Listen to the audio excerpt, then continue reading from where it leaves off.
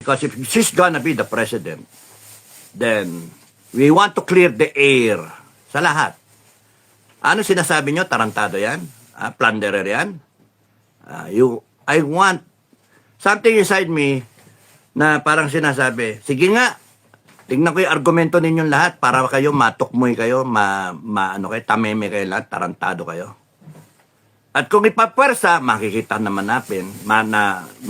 natin kung itong mga gagon to, kitang-kita na yung wala sa hustisya, kitang-kitang ginagago, talagang hellbent sila na tanggalin ang Inday Sara. And so garapal na that will result to a revolution of the Filipino people. So, yun yung umaandar sa mind ko. At pagdadasal ko yun, kung ano yung tama. So, all that has been happening is kinurap lang nila lahat ng agencies ng gobyerno. They are using our people's money and now gagamitin na yung 2026 budget na pinapaayos ni Leandro Lebiste na babanatin nila ng ethics complaint. Sususpindihin nila. Okay na okay itong mga to. No? Ay, nako. Dapat talaga mga bitayan eh. Dapat talaga. So when umikot ang gulong, we will not wait for the next president, whoever that is, no? Or the next Congress, if there will be one, the corrected Congress, the rebooted Congress and Senate. We will not wait for them to install a death penalty. We will install the death penalty. Tayo na mismo. We will install it and then implement it right away. Okay. So from a list of corrupt politicians, we will all put them under arrest, have them tried, mga 10 days lang, okay na. And then, parang ano ba? Nuremberg court, no? Na crimes against the Filipino people. And then hang them. O kaya death by musketry or whatever form of death, garote, guillotine, whatever. Pili, gusto kayo kung anong gusto ninyo. Kasi sobrang ginawa sa atin. Sobra talagang ginawa sa atin. Masyado tayong tinarantado eh. Tapos garapalan sila ngayon. Basta ang sa akin, huwag kayong natatakot, mga kababayan. Huwag kayong nagpapalinlang. At huwag kayong natatakot sa mga basher na yan. Yung mga yan, bayad yung mga yan. Kayo, hindi bayad. Tayo ang nagbabayad sa mga tarantadong politiko para nakawan tayo and then may babayad sila sa mga basher para takutin tayo. Mga walang yan, di ba? How can that happen? Because we allowed them. Because we are not standing up. So, isang one time, big time, tayo, labanan natin ito, ayusin natin yung bansa natin. Yun yung ano. So, yung mga fake news na yan, iiral yan. Yung iba, gawa rin ng opposition o yung mga gusto lang, walang magawang iba, nagpapakasaya lang, manggago, mangasar ba. O yan, na hospital, etc. So, saan ba galing talaga yung hospital? Tapos nun, hindi naman masubstantiate ngayon. Wala, hindi naman umaapir eh. Baka bukas, mag-appear na siya, no? O baka ngayon, nakadextrose pa. Hindi natin alam eh. Kasi sinasabi, okay naman, mag-golf pa. Eh alam ko, lahat na nag-golf, inaatake eh, no? Yung isa eh, nag-golf eh, patay eh. Di ba? So, kumain na sinigang eh. Baka nasarapan daw eh. So, malamanan. Eh kasi yung karakter ng tao ni Boying Remulla, mahilig sa press conference because controversial. Gusto niya controversial siya kasi sikat siya, ganon. Now, ngayon, nung pinag-usapan, health niya, na hospital siya, etc. Hindi siya magpakita. Yun yung issue doon. Now, either na merong mga speculation nga kung anong ginagawa, nag-abroad for treatment or nag-abroad, may kinausap, baka si Ko, o kaya kung boy pa si Cabral, nasa abroad, kinausap, etc. No? Hindi natin alam eh. Or may nilalakad lang sila. Or biglang lilitaw na lang yan. Kasi kailangan nila sa bawat araw-araw, merong pinag-uusapan ng taong bayan na lihis doon sa sinasabi ni Lebiste, sinasabi laban sa Kongreso, sinasabi laban sa Presidente, away from the flood control mess that we are in. No? Away from the budget, which is going to be signed by the President. Away from the impeachment na plano nila kay Inday Sara. So, nasa inyo yan kung maniniwala kayo. Basta sa akin, bilang na yung mga araw nila. Bilang na yung mga araw nila. Kasi hindi nyo malalabanan yung galit na mga taong bayan. Kung yung sa ibang bansa nga, grabe mga upheaval ng mga citizens abroad, no? Kahit sa US nga eh. Now, dito sa Pilipinas, since we are a very, very peaceful, loving country, na ayaw ng gulo, kasi 504 years in the making yan, kultura ng Pilipinas. Matino tayo noon bago sila dumating, mga Kastila. Matino tayo noon. May Maragtas Code, Kalanchaw Code tayo. Maninuno natin. Matino, basta pag ikaw gago ka, itali ka sa puno ng nyog na merong bahay ng langgam, magdusa ka. Simple. Pagka napatunayan na ng Council of Elders nila na ikaw gago ka, justice ka agad. Ngayon sa atin, ang justice, inaabot ng 15 taon. 10 years siguro, 15 years. Kaya nga, ang doon, dito nyo ngayon, meron na bang nakukulong? Meron na bang may mga, sabi ni BBM, meron siyang video na, by the way, no, in fairness, sabi niya, meron na raw na, kakasuhan. Ay, nako, it's budol again, no? Kasi dati, before Christmas, ngayon, January 3 na. So, they are just trying to float. The sinking ship is trying to stay afloat. Sinking ship. Wala pang abandoned ship. And then, biglang, boom, February 4, February 5, impeachment. So, yun, sagutin nyo lang. Gusto nyo bang umabot tayo doon? Para malaman natin kung sino yung mga kakampi, kahit yung mga Duterte senators. Kung magpapabayad. Intriga ako doon eh. May mag-abstain ba doon? Totoo bang makakakampi yun? O kunwaring mga walang yarin pala, tatanggap din pala. Yun eh.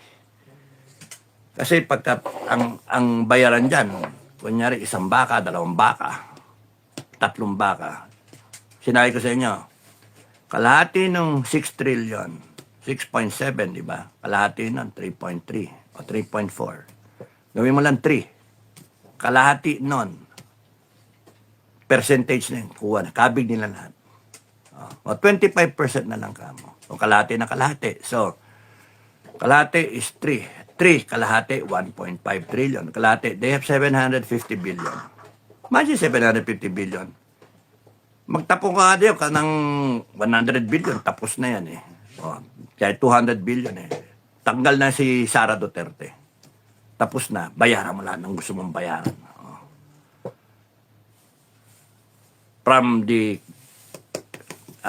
articles of impeachment hanggang sa decision ng Senate judges. Gusto kong malaman eh. Gusto kong sagutin. Papaabutin ko ba doon? Papaabutin ba ng taong bayan natin doon?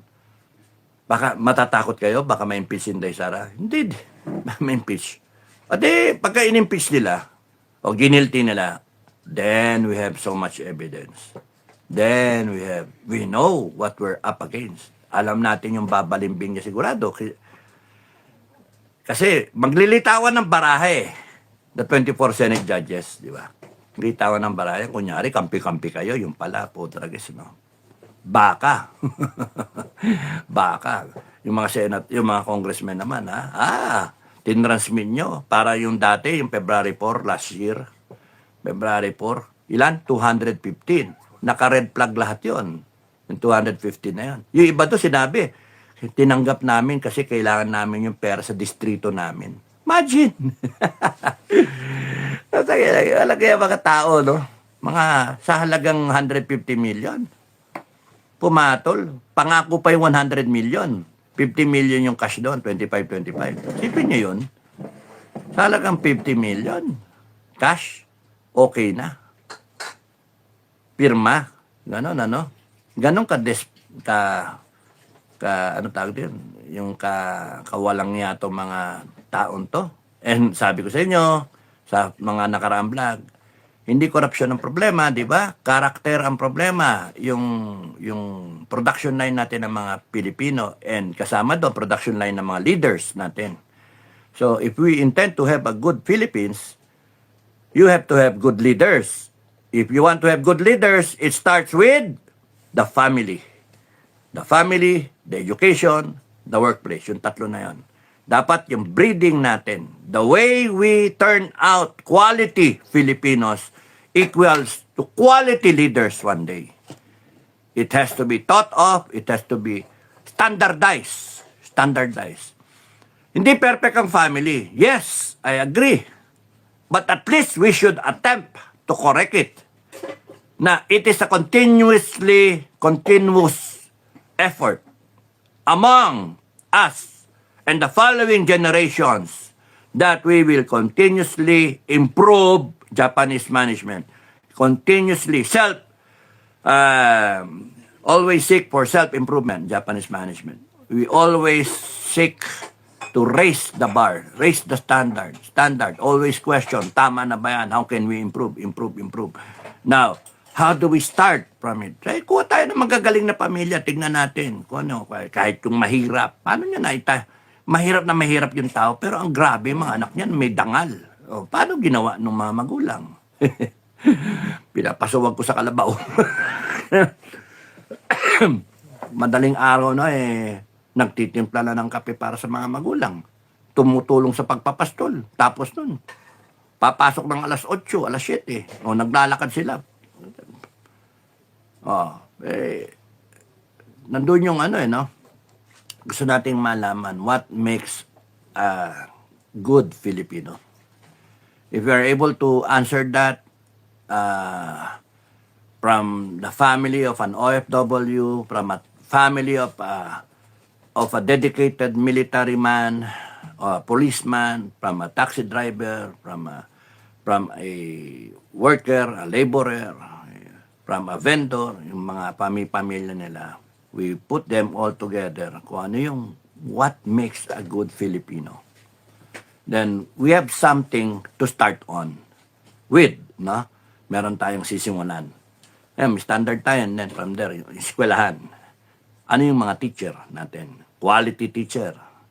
So, what are the good teachers na kaya? Hindi yun nambabato na eraser. Nasubukan nyo na ba yun? Nambabato na eraser ng mga teacher, nambabato ng chalk. Oh, yung mga ganun, sobrang temper. Yung mga ganun. Meron kami ganyan, nagbabato ng eraser nun. Ngayon, human rights na yun, di ba? May mga nambabato ng eraser nun, mga teacher, chalk, etc. Binabato rin siya ng kung ano-ano. Pagka nakatalikod. Babatoy na siya. Buti nga, hindi tirador. Titirador yung teacher ng ganyan dito sa ulo. Ay. So, tapos sa workplace, kahit may pressure na, hindi ka umiinom, hindi ka naninigarilyo, hindi ka ganyan-ganyan. Hindi siya nape-pressure. Kasi alam niya, magpa-party-party tayo, nanakaw tayo 100,000 dito, party-party, tigta 10,000 tayo, 10 tayo. Huwag ka maingay, huwag ka pipiyok, gano'n. Matetest yung kanyang karakter at sa workplace pa lang. Imagine kung kunyari na nag-graduate siya doon how many years yon? Let's say 30, 40 years bago siya maging politiko. Ano na siya Na-testing na siya. As sinasabi ko sa inyo, kami noon, tinyente ako, magkano sweldo, 3,000 lang nun, 2,700, ano? I was offered 1.6 million. At the time, 1984. 1.6 million, 1984. Ang laki ng pera na yan. Na? All I have to do is patrolya do sa area na pinagdalagingan nila. Davao to Norte. Pag pinagdalagingan. Anak ng toko, ayan, ano. Hindi ako pumayag. Yung iba kong kasama, yung sundalo pumayag Punasabi, sir, sayang pagkakataon na hati-hati tayo, sir. Ay ko, hindi pwede. Mali yan hindi pa ba sapat sa inyo sweldo? Kahit bitis sweldo natin, make do. Magtanim kayo, okay, whatever. Pero yung kakalbuhin yung gubat, tapos nun, babayaran tayo 1.6 million, hindi naman talaga sa atin yun sayang ganun. Ayun. Yun yung unang-una kong pinapatay Puta. Kinokorap ako. Okay, so the workplace will as you go up the ladder. Pagka hineral ka na, mas maano yung tukso no? Yung tukso. Pera dito, pera doon. Patatawag ka din sa congressman, papatawag ka ng politiko, ni mayor, kunyari, o ni gobernador, tawag kang presidente. So, yun. Nandun yung tendency na maging corrupt kasi you're offered a star or a position. Yun yung ano dyan Kaya na kailangan malakas yung moral background ng tao, yung kanyang ethical standard. So, itong ano natin ngayon, itong Congress natin ngayon, halo-halo yan. Merong matitino talaga, merong mga shabby, mga walang yan talaga. Fake ethics sila. Kakasuhan nila yung matitino. Imagine that. Minweaponize nila yung sistema as against do sa nag-iingay. How can that be? Di ba kakainit na ulo? Tapos the same na Congress ang siya magi-impeach doon sa nananahimik. Testimony na nga ang Inday Sara ang walang insertion. Lahat meron. Inday Sara, Office of the Vice President, walang insertion. Tapos i-impeach nila. Tangin ng mga to. Kaya gusto ko nga parang kating-kate ko na malaman sino ba talaga ang mga tarantado dito hanggang senator. Talagang bitayin ko. Okay, so yun lang ang akin. Maraming salamat sa nanonood. Okay na yan. Enjoy na lang nila. Sa akin, matatapos na rin sila Matatapos yan because I think something is kita na sa horizon Hanep, Kita na sa horizon na first quarter is the most probable, yung first quarter, January, February, March. Well, baka umabot pa ng Mayo yung mga yan Pero the thing is, hindi na mga kanin taong bayan, puputok talaga. Puputok. Kung ako nga, kating-kati na nga ako Kating-kati na ako. Pero something inside me tells me na paabutin ko pa na impeachment Yun yung question mark ko Gusto ko makita ko sino talaga dito yung kakampi ng taong bayan. Yung may reason, yung kayang discern tama at mali, even na operang ka ng perang malaki. Walang problema, hindi ako natatakot ma-impeach si Inday Sara. Yung magilty, hindi magigilty si Inday Sara. Makikita naman natin in the course of the trial, during the trial pwede naman anytime tumayo tayo kasi at least nalaman na natin yung dating ng mga tao.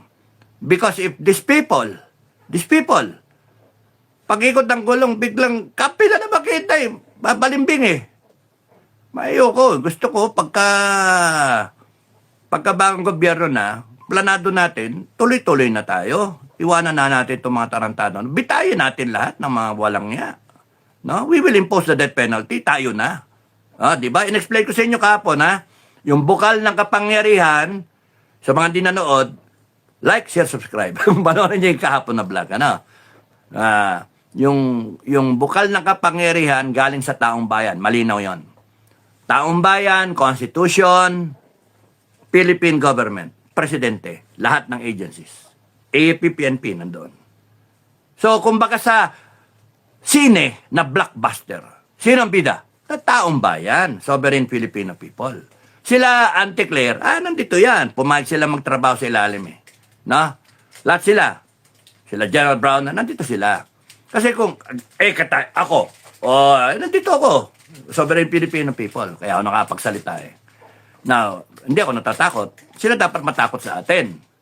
Sovereign Filipino people, we created the Constitution. Oy, ba't sinasabing we created? Di naman kayong gumawa yan. Meron tayong pinayagan na ginawa yan, nag-appoint ang Cory Aquino na gawin niya, pumili siya, selection ng lahat ng tao na qualified na gumawa niyan. Okay. Pero yung ginawa nila yan, from preamble hanggang sa huling article, huling section ng Constitution, nakalagay, the end. Yun na ba yun? Hindi. They needed the Filipino people to ratify the Constitution. Kaya nga linaw. Kahit sino ba kayo, Congress, Constitutional Assembly, no? Isang paraan para mabago ang Constitution. O isang People's Initiative na yun ang i-attempt nila na magkaroon pagbabago ng Constitution. It still has to be ratified by the Filipino people. Because they are only representatives.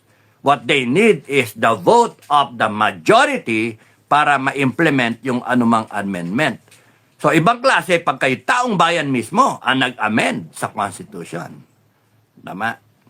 And we will just formalize it in a plebiscite para talagang walang problema sa later on. Now, sovereign Filipino people, Constitution. We do ordain and promulgate this Constitution. Then it becomes binding. Lahat ng nasa Philippine government, we swore to uphold the Constitution. Imagine. And what they're doing now is violating the Constitution, left and right. Nakawan tayo, gigirahin yung China, nakalagay doon. Independent foreign policy. Ano itong bakit may naglagay ng US bases dito sa atin? Ano yun? Ano itong gigirahin yung China? Makikialam tayo sa Taiwan. Sarili nating bansa, lugbok eh. Tayo mga gagon to mga nasapol. They do not understand the Constitution. And since they do not understand the Constitution, they do not understand the philosophy, the logic of the Constitution. Ano yung Constitution? Yon ang nagsimula yung flow ng tubig, yung flow ng kapangyarihan galing sa bukal ng taong bayan, yung kapangyarihan. Doon lumabas yung lumiligwak, yung tubig ng downstream na pinamudmod na lahat sa politiko hanggang AFP police may power na manghuli. AFP at PNP representing the Filipino people. The people is the reason kaya lahat sila may power. Di ba nakalagay sa Constitution? All government authority, all power emanates from the people. Linaw nun. Ano yung ginagawa ng mga gunggong na to? Itong mga nasa gobyerno. Yung ginagawa tayong tukboy, ginagawa tayong tanga. Kaya kayo mga Pilipino, huwag kayong magpapakatanga. Tayo ang bida sa storya ng Republika ng Pilipinas. Hindi ang presidente ng Pilipinas. Ang taong bayan lagi ang bida sa Republika ng Pilipinas. Sa nagkataon, pinapapasok mo yung tayong Fernando po eh. Itong iba si Berting Labra, Paquito Diaz, si Dencio, nagbibida-bidahan na sila eh. Tayo siyempre, Fernando po, magpapabugbog muna. Ang leading lady natin, si Inday Sara. Susan Roses, marunong di manuntok. Ano to, kasi Fernando po, di ba? Aray ko. Sakit pala yun. Tapos may mga ganun-ganun pa ni Fernando po, di ba? Pero una, akala mo talon-talon. Sympathetic yung mga tao. Kaya nga sa probinsya, binabaril yung screen. Pagka ginugulpi na si Fernando po. Nabutan ko yan.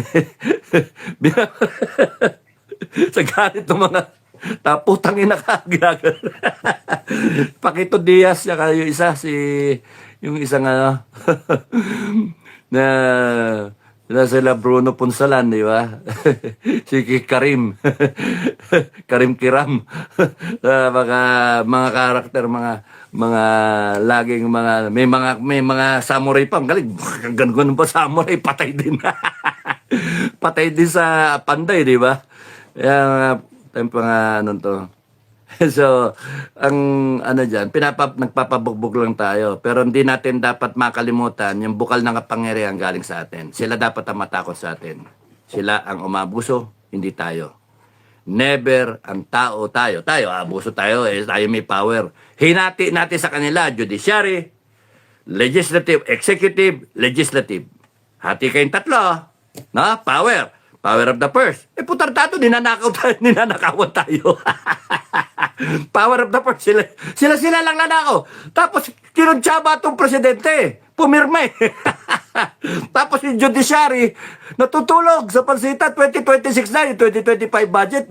Marso pa yata yung pinail. Hanggang ngayon, wala pa. May puta ng mga to. Ginagago tayo eh. So, tatlo yan. Hinati natin yung power. Yung atin buo. We can be the judge, the jury. We can be the ones na humuli sa kanila. Kaya nga may citizen's arrest eh. Police ayaw natin kasi tayo ma-endanger. Kaya nga inarmasan natin yan eh. Alam ka ba, armasan mo buong Pilipinas. Dami nun. May maintain mo. Hindi, kaya tayo nag-maintain ng police force. So, it's logical. Ngayon, sila manghuli, sila makipagbakbakan. Pero in a situation na yung mismong police at tumatarantado na sa atin, teka muna, tanungin natin. Saan ba kayo? Sa taong bayan ba kayo? O sa katiwalian kayo? Saan kayo? Para malaman. Para yung mga aso. Yung mga tulog. Tulog eh. Mga tulog sa pansitan itong mga aso ko. O yan. Mga tulog yan. O yan. O tulog lahat. O baka sa ano. Madisiplina kayo. Huwag kayong mag-ingay. Makuha kayo sa isang tanong. Saan ba kayo? Kanino kayo susunod? Sa taong bayan? O sa bangag ng presidente? Sa katiwalian? O, palagi natin hindi bangag ang presidente. Sige, let's give it na. Hindi bangag si Marcos. Okay? Si Raulo to si Jaime Marcos. Okay. Kailangan ko ng katibayan. BBM, kailangan ko ng katibayan. Kailangan ko ng hair follicle drug test mo. Para maniwala ako na hindi ka bangag. Ngayon, hanggang sa hindi ka kumukuha ng hair follicle drug test ka, putang ina ka, gago ka, bangag ka. Gago ka. Hindi pwede ka maging presidente ng Pilipinas. At hanggang 2026 ka na lang talaga. Sa totoo lang.